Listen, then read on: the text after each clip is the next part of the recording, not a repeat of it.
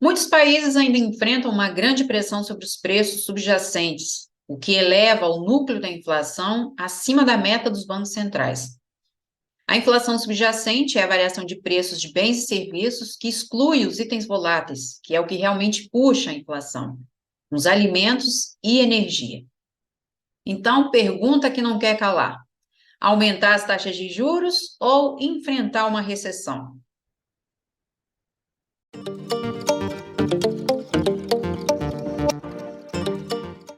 Com um cenário difícil em cima da mesa, os bancos centrais são obrigados a apertar a política monetária de forma a causar uma desaceleração. O problema aqui é encontrar um equilíbrio para arrefecer atividades sem desencadear uma recessão ou um colapso financeiro. À medida que as tensões financeiras persistem, bem como as tensões geopolíticas, os riscos de errar nessa política monetária também só aumentam.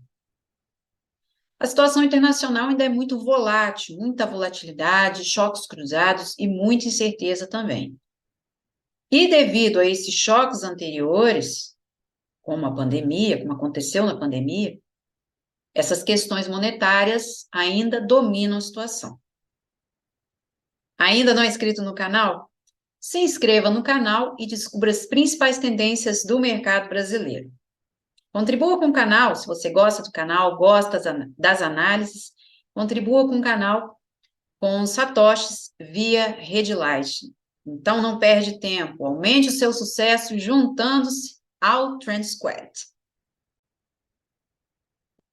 O Ibovespa fechou a sexta-feira aqui com 0,58, né, nos 111 mil pontos, e na semana, alta de 2,10, terceira semana consecutiva. Então, né, o Ibovespa vem a caminho dessa abertura aqui do final de janeiro. Abertura essa no 112,300, que resistência importante está aqui, que é o 114. Ele deu gatilho em 7 de novembro, né, mas só confirmou aqui no final de janeiro desse ano. Por que está acontecendo, né, esse movimento aqui? Simplesmente, né, com a possibilidade do calote aí nos Estados Unidos. A dívida americana, né, é surreal, mais de 31 trilhões. Então, o risco de crédito nos Estados Unidos é bem superior à do Brasil. A dívida americana é muito maior que a do Brasil. Por isso, né, fugindo dos Estados Unidos e os gringos entrando aqui, né, na Bolsa Brasileira. Então, a tendência aqui, por enquanto, é continuar, né? Ele acabou engolfando aqui no final aliás, no início do mês, confirmou 106.500. O problema aqui para o Ibovespa é se voltar a perder esse nível. E o mês, olha, vem a caminho da Barra Grande, né? No final de janeiro, início aqui de fevereiro, 112.500. Mas, né, se a gente olhar aqui no mês, o Ibovespa está de lado.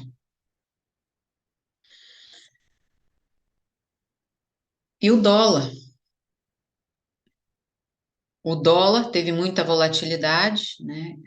Ontem, aguardando as expectativas, né, pelas declarações do senhor Jerome, falou e não disse lufas, né? Não disse nada. Olha, o dólar acabou voltando na barra grande aqui, né? A faixa aqui de 4,80, que eu já vinha. Aliás, a barra grande aqui de junho. Ele tem esse movimento aqui, se confirmar os R$ 5, né? Por enquanto, está aqui 4,88, ainda não confirmou esse número inteiro, né? E ele precisa voltar a superar os 5, né? É a zona que está brigando aqui, a caminho dos 5,50. Tem esse movimento para refazer. Se confirmar, ele vai despencar e vir nessa barra grande de junho, a faixa aqui de 4,75. Porque ele também vai acumulando aqui nesse intervalo desde 2020. É a possibilidade aqui de um mastro bandeira a caminho dos R$ 6 ainda. Então, o dólar na boa parte do dia, né, no início, dólar fraco em relação aos principais rivais também, as moedas emergentes, e depois teve uma recuperação destes Y, e as divisas, né, o dólar australiano, o peso mexicano e o peso chileno, importantes pares arriscados também do real, né, tiveram alternavam, né, entre estabilidade e ligeiros ganhos. Então, essa é a possibilidade aqui. Como ainda não confirmou os R$ 5,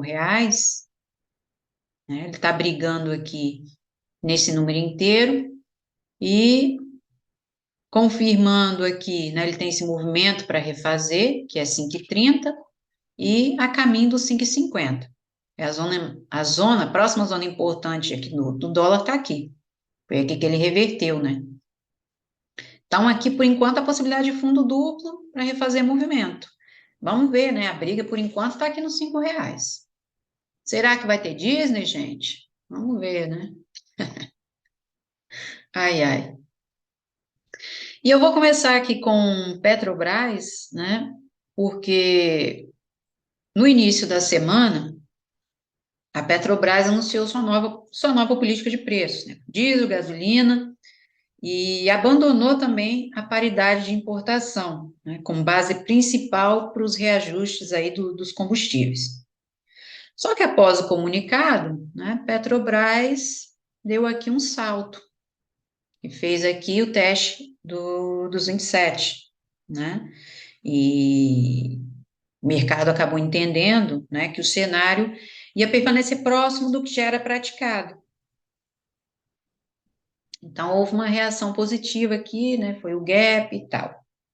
No entanto, após a divulgação dos novos preços, né, que já começou aqui a titubear nos 26,50, divulgação dos novos preços, né, mais explicações feitas pela Petrobras, ficou a dúvida, né, como que eles vão garantir o suprimento dos combustíveis, né, no Brasil?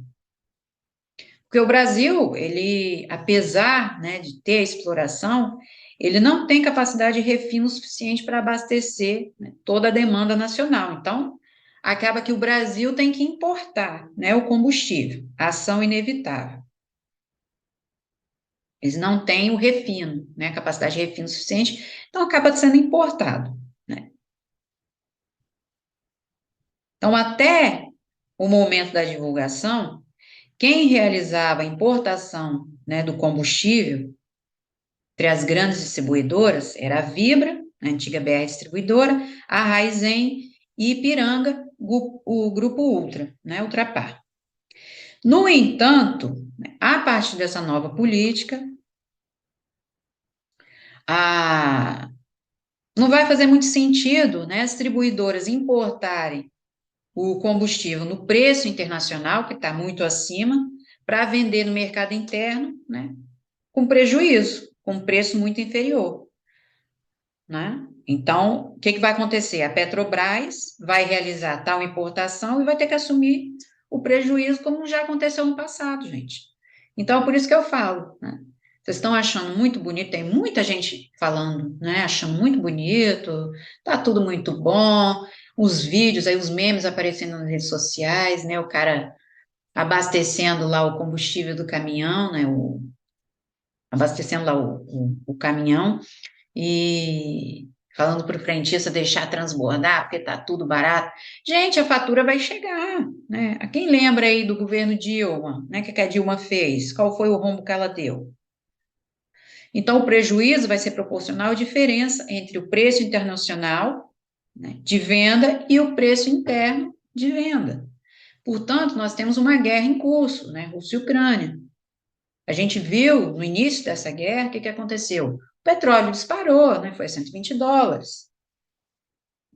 Então, uma preocupação aí para o mercado, né? Outra coisa foi o comentário da Petrobras, né, de reajustar apenas 2 vezes ao ano essa política de preço. Então, no final, quem vai pagar essa conta? Quem é acionista e o consumidor, né?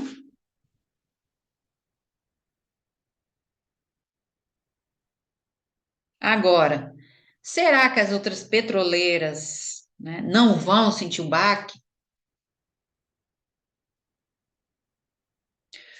Só há um porém aqui, né? Porque, por exemplo, Prio e PetroRecôncavo, né, 3R Petróleo, o que acontece? Elas são as chamadas Junior Oils, né? Empresas de menor porte, por quê? Elas vendem petróleo, mas não o combustível, ou seja, o derivado de petróleo diretamente. E elas exploram os campos maduros, né? Ou seja, campos que as petroleiras maiores, tipo Petrobras, já exploraram. E isso é a diferença, né? Por exemplo, Prio é top pick do setor. É a diferença, né, queridinho do setor, para essas empresas de menor porte. Porque, como elas vão explorar o campos maduros, o custo dessa produção é bem menor. É por isso que elas são as queridinhas. Mas, gente, vamos olhar para o gráfico e ver o que acontece, né? Então, aqui para o Brasil terminou assim ontem, né? Consumo, varejo, que nessa semana saiu os dados de varejo acima do esperado, né? Bancos aqui ficou com Itaú e BB Seguridade, que despencou desde que apresentou o resultado. Vale terminou com o I10, né, o minério de ferro, também no vermelho. A situação preocupa ainda com a questão da demanda, não só na China, mas também global. Cielo também terminou no vermelho com 2,5. Como a gente fala de tensões financeiras aí nos Estados Unidos, não só o teto da dívida, mas também o colapso dos bancos regionais, que o último ficou com o First Republic Bank, né? E o governo teve que fazer, né? Teve que ir a leilão num final de semana. Por isso, gente, tudo que acontece, acontece no final de semana. Então, eu tenho aqui o comparativo para o Brasil, né, dos bancos. A gente tem Banco do Brasil aqui em destaque, BBs com folga, né, com grande folga aqui entre os outros, BB Seguridade, né, que deu uma despencada aqui boa, B3, Itaú, né, logo abaixo, Itaú SA e TSA4, aqui o índice setorial de branco, BPAC 11, o Ibov está aqui para baixo ainda, né, e já se desvalorizando, a gente tem desvalorização Bradesco, Santander, BBDC3, mas aqui Bradesco e Santander Sambi 11. Santander acumula 10,60 e Bradesco ainda 13. Então, esses aqui estão em melhor posição. Nas ETFs, Europa disparou. Europa, né? Inclusive com a política monetária de bosta ainda, porque eles mal começaram. E ficam aí, né? Falando aí besteira, assim como o Jerome Powell falou ontem, né? Só fala besteira, só solta besteira, caga pela boca. Então, a gente tem Europa, a situação na Europa está péssima, né? Poder de compra só cai, tá tudo caro, na inflação nas altas. E ainda assim, olha, DAX também nas máximas, na máxima histórica, aqui Europa, Estados Unidos, briga China e Índia, a briga dos três, e a WZ está mais abaixo. E aqui o DAX, né, aqui para a Europa, setores em destaque na semana, né, pelo menos aqui na sexta-feira, foi o setor de viagens, DAX está aqui, né, pontando, ou seja, continua. Eu tenho aqui montadoras, bancos, aqui petróleo e gás, materiais de construção, setor de saúde, tecnologia, alimentos e bebidas, e aqui setor químico. Aqui para baixo eu tenho telecomunicações, corretoras e olha onde estão as mineradoras. Taca-lhe pau. Deixa eu apagar isso aqui. Vou fechar que eu já mostrei, né? Pois é, então vamos começar com Petrobras, né? Será que esse fim da política de paridade, ela pode preocupar ou afetar essas junior oils? Bom, a questão delas, né, de serem destaque, principalmente Prio, a queridinha, é por conta do custo da produção, que elas exploram esses campos maduros, né? Então, Petrobras, ela tem aqui a possibilidade de um ombro, cabeça a ombro, depende dos 25,50, porque o caminho para a Petrobras está aqui embaixo, os 24,50 por conta dessa barra grande aqui de 11 de maio. Petrobras ainda não terminou o movimento, né? Ó, ela deu o gatilho aqui, que confirmou os 24, no início de maio. Ela ainda tem essa barra grande aqui, que foi da semana do dia 24, né, com um gap, que não foi fechado, um gap de fuga, então vem a caminho dessa abertura 28,50 ainda. Ou seja, aqui um pivô de alta, né, para refazer esse movimento. O problema de Petrobras está aqui embaixo, né, que é 19,50, que envolve aqui o início do ano e a mínima do ano passado. Aí ela tem um vazio aqui para refazer, né, caminho dos 16. Inclusive, né, até durante a semana me perguntaram no Twitter, para quem quiser, segue lá, @girlishgiggle, nos comentários, né, aliás, na descrição do vídeo tem lá todos os links, né, as redes sociais, e eu sempre mostro lá diariamente, né, entradas, dicas para o day trade, e me perguntaram, né, qual seria, qual seria a minha recomendação? Uma pessoa perguntando dele continuar comprando Petro ou mudar para Prio. Eu, sinceramente, a minha opinião, nenhuma das duas, né? Principalmente Petrobras como estatal. Então, qualquer porcaria aí que o governo, né, abrir a boca, é um ventinho que dá, acabou, despenca mesmo. Não vê o que eles estão querendo fazer com a Eletrobras? Né, que é reverter o processo de privatização? Claro que eles querem. Se tiver privatizado, não tem controle mais, né? Senta lá, Cláudia. Então, aqui, olha, tem a possibilidade de um ombro, cabeça a ombro, voltar a 24,50. Mas isso aqui, movimento, né? Porque normal, sem grande repercussão aqui por enquanto, né? Que a gente tem barra grande aqui para baixo, tem sombra. E aqui, no dia 17, um engolfo, não foi confirmado ainda. E aqui já revertendo também, né? Rejeição aqui dos 26. Não tem muito vendedor aqui ainda nesse número inteiro. Então, de 24 é que ela pode voltar para terminar aqui a recuperação. Essa é a possibilidade aqui, né? A barra grande aqui do início do mês. Então, essa é a possibilidade aí para Petrobras. Outra coisa também, né, é que esse fim da paridade pode provocar uma redução nos lucros, porque quando a gente fala em dividendos, gente, é assim, nada garante, hoje Petrobras pode pagar, que é uma boa pagadora de dividendos, hoje Petrobras pode pagar 2,50, né, por ação, vamos supor, que geralmente, né, o que a gente muito vê aí são centavos, né, os dividendos de muita empresa. Ela pode pagar hoje, vamos supor, 2,50.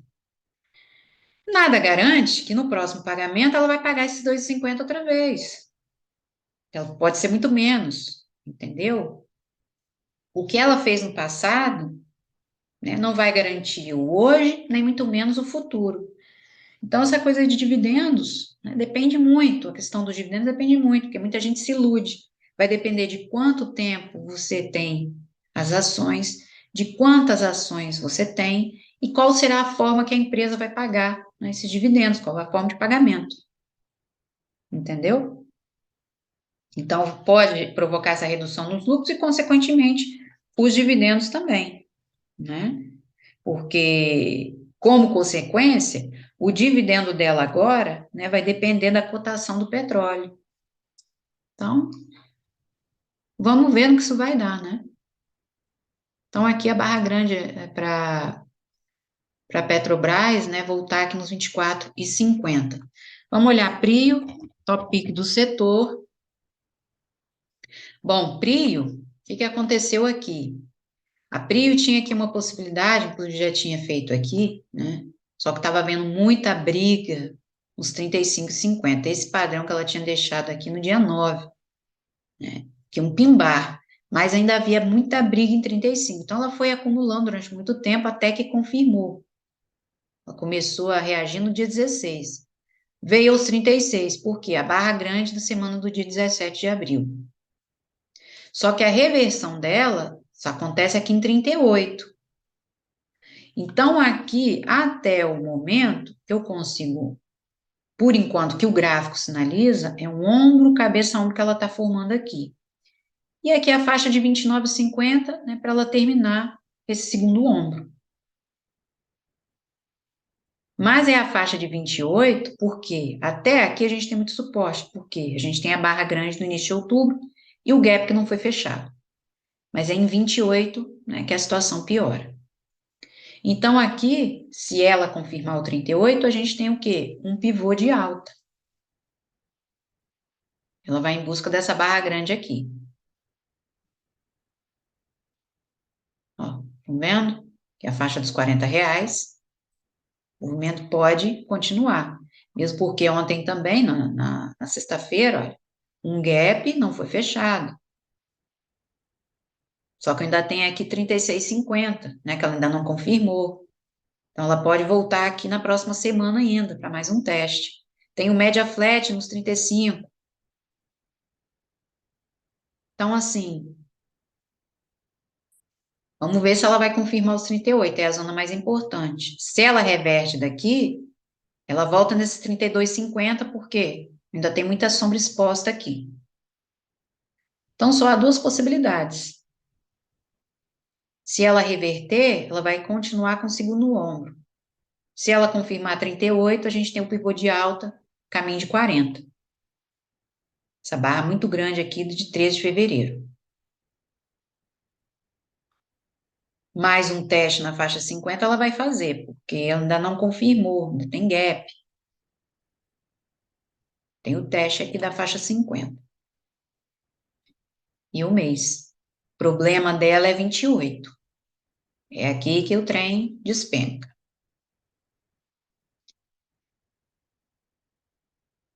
3R Petróleo também foi destaque ontem. Saiu notícia, né? Houve aqui muita volatilidade durante a tarde, né? Saiu notícia aí, licenças as licenças que ela conseguiu aí do IBAMA. E, no entanto, né, ela abriu aqui com um gap mais exaustão, 32,50. Ela começou aqui já na parte da tarde a reagir, né, com forte movimento, que foi quando saiu a notícia. No entanto, ela chegou aqui a 35,50, porque ela ainda não terminou o movimento, hein? Ela acabou formando aqui fundo duplo, né? Com gap aqui do dia 17, foi quando eles anunciaram, né, o follow-on, num domingo, para vocês verem como é que a manipulação, né, corta nas altas, mercado financeiro. Por isso que eu não acredito em fundamento, em notícia, e indico também vocês a não seguirem muito, porque olha para o gráfico, que é a melhor pedida. E aqui a situação dela de fundo duplo, né, porque a gente tem a média flat aqui próxima a 36,50. E 38,50 foi o ponto em que ela confirmou, né, esse último fractal aqui.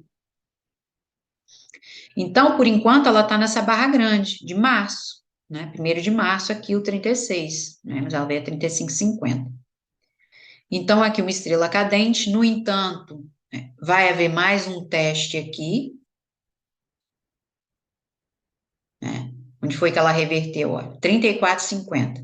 Ela ainda testa boa parte dessa estrela cadente, dessa sombra, 34,50, mas o caminho aqui para 3R Petróleo, antes de terminar o movimento, está aqui embaixo, né? Que é 31. Na verdade, R$ 30,50, porque a média está flat. Geralmente, quando a gente tem a média flat, é batata do ativo voltar a atuar naquele nível.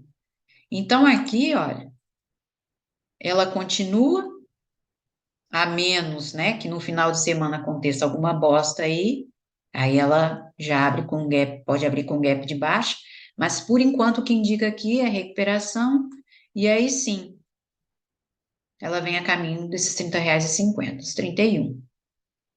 Ou seja, por simetria, a gente tem esse movimento aqui do início de março, para ela refazer. Então, assim, essa é a possibilidade aqui de 3R petróleo.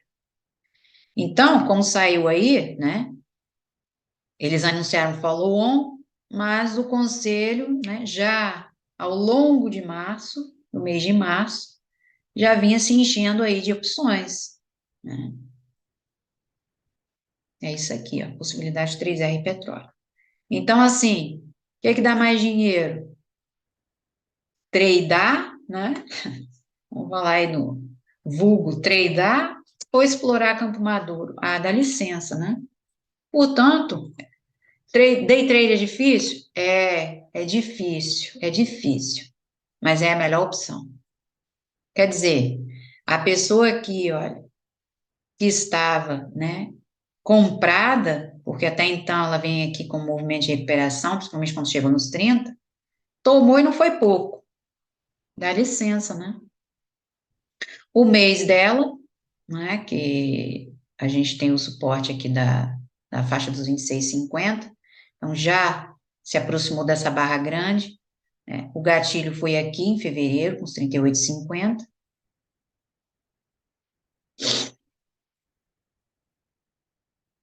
E semana, olha, muita indecisão ainda, então a gente tem aqui um engolfo de baixa. No entanto, o que indica aqui, o que vai mostrando no gráfico, é mais um teste ainda dessa sombra, até confirmar aqui o padrão. Porque realmente, se ela confirmar os 31, ela volta aqui para baixo. Aí a gente tem aqui retorno nos 27 por conta dessa barra grande aqui.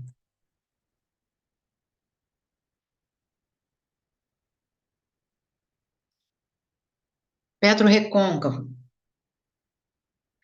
Bom, Petro recôncavo deu o gatilho aqui em 15 de março, né? Confirmando aqui os 22,50. Então, aqui uma cunha ascendente ao longo de março e abril, acabou confirmando, perdeu os R$ 20, voltou a atuar nesse nível, né, no rompimento aqui da cunha, confirmação da cunha. Aqui a gente tem uma barra grande, 15 de maio, né, perdeu aqui, confirmou os 19, e ela vai acumulando aqui para voltar a 15,50. Esse foi o ponto de reversão de Petro recôncavo. Olha, aqui também outra cunha ascendente vai se formando. Tudo indica que ela vai atuar, que ela vai voltar a terminar o movimento aqui, ainda até reverter. Ó, olha a semana. Olha a continuação aqui no início do mês de maio. Ó, vai terminar o movimento aqui. Por quê? Ela deu gatilho ainda em 2021, 20 de dezembro. Estão vendo aqui, 27. E aí, no início de 2022, ela ainda voltou a atuar no nível, e aí foi que ela confirmou, em janeiro de 2022. Portanto, essas zonas, esses pontos, né, de reversão, essas faixas de preço, elas vão ser testadas novamente em algum momento, assim como a faixa de 22,50. É o ponto de retorno também aqui, de recuperação. É claro que ela vem a 15,50, o último ponto que ela confirmou foi 19. Então, de 15,50, ela volta aqui nesse número inteiro. Mas é aqui que Petro Recôncavo vai terminar o movimento ainda. Então, assim, o, com o fim dessa, dessa paridade, né, isso vai reduzir, pode, né, provocar uma redução nos lucros, nos dividendos. Então, né, o dividendo vai depender muito da cotação do barril de petróleo.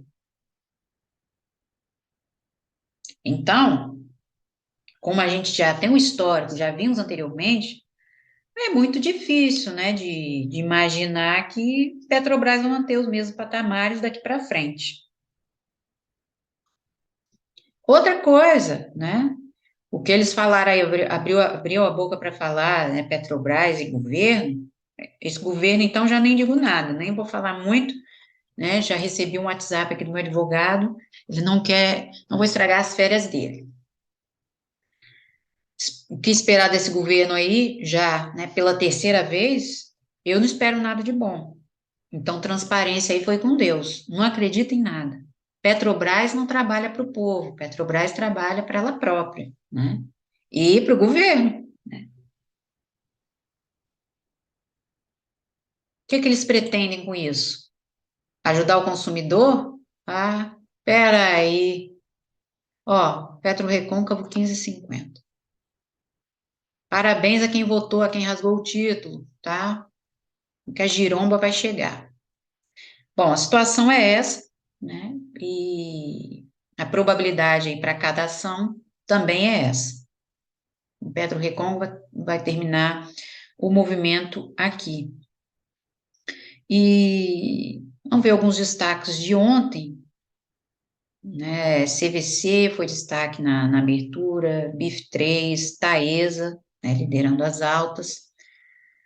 BB Seguridade, Arezo, que eu até mostrei umas entradas, foram os destaques negativos, e também Carrefour, tiveram as piores quedas, entre outras notícias corporativas da sexta-feira.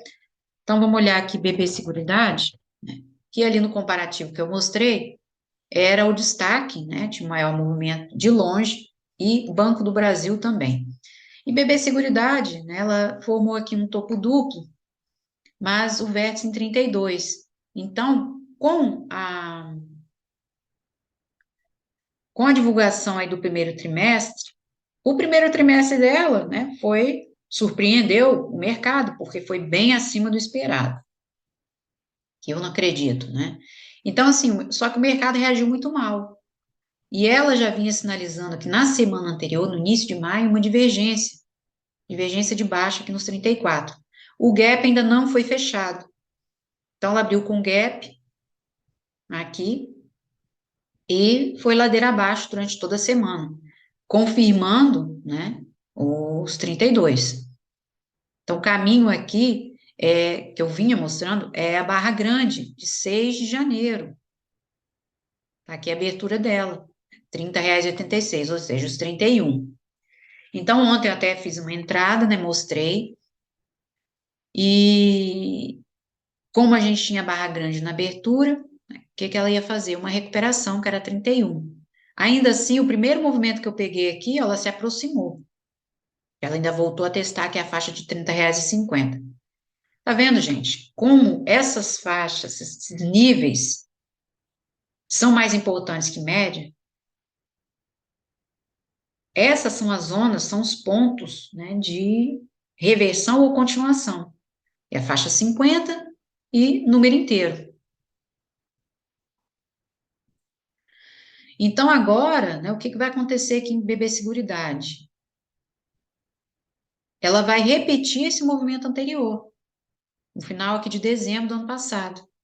Então, o que ela vai tentar aqui? Estão vendo um grande vazio aqui, mesmo porque houve um rompimento do vértice, e foi os 32, então ela vai a caminho desse número inteiro. Inclusive, a gente tem a barra grande aqui, da quinta-feira, que foi onde ela confirmou. Então, ela vai a 31,90. Vai voltar a se aproximar desse número inteiro. Por quê? Porque o movimento só termina aqui, ela tem tudo isso aqui para refazer. Então, ela vai dar uma pausa agora, uma recuperação, para terminar em 28,50. Foi nível que ela deu o gatilho em novembro, mas em dezembro ainda voltou até confirmar. Então, ela vem a caminho de 28,50. Essa é a possibilidade. A recuperação dela pode não ser tão grande, né? Mas em 32 é provável dela voltar. Porque sempre que há rompimento, ou figura, né, triângulo, ou, né, topo duplo, fundo duplo, sempre o vértice ele é testado outra vez, ombro, cabeça a ombro, né? Então aqui a gente tem um 32 ainda, mas ela pode recuperar pouco, né? A gente não sabe o que vem aí pela frente, mas o movimento só termina aqui, 28,50. E também, olha, tem esse movimento aqui, essas máximas aqui de 2022, de setembro, e início de 2020. Então, ela vai estacionar aqui por enquanto. E o mês, 28,50 aqui 2020. Não é nem esse movimento aqui de setembro. É aqui a máxima de 2020.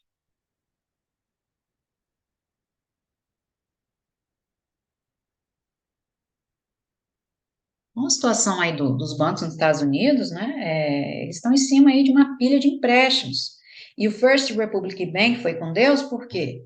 Porque houve uma corrida intensa, né? As pessoas foram lá para tirar corrida a, aos bancos, né? Para tirar dinheiro, porque esse banco também é grande lá nos Estados Unidos, né? Muito dinheiro que rola lá no banco, né? E eles perderam 100 bilhões em depósitos.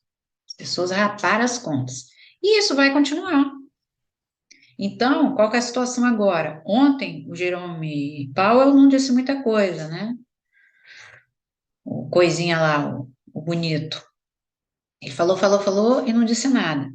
Porque quanto às taxas de juros, o Fed já anunciou que não vai, não vai cortar taxas antes de 2024.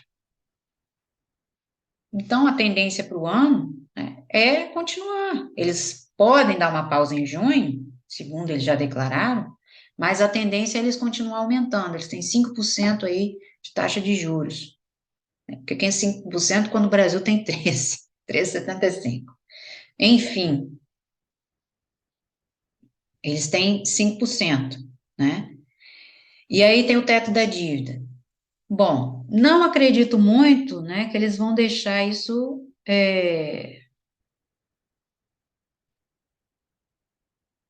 eles não vão deixar isso, não vou levar inadimplência, né? Mas se isso acontecer, né, porque ontem a questão era as declarações do Powell e também, né, o governo Biden e os republicanos, né, a batalha aí para o aumento do limite da dívida. Quer dizer, no final, eles não têm teto de dívida porcaria nenhum, porque sabe quantas vezes, você sabe quantas vezes que os Estados Unidos já aumentou esse teto de dívida? 78 vezes. Então, vem mais uma aí.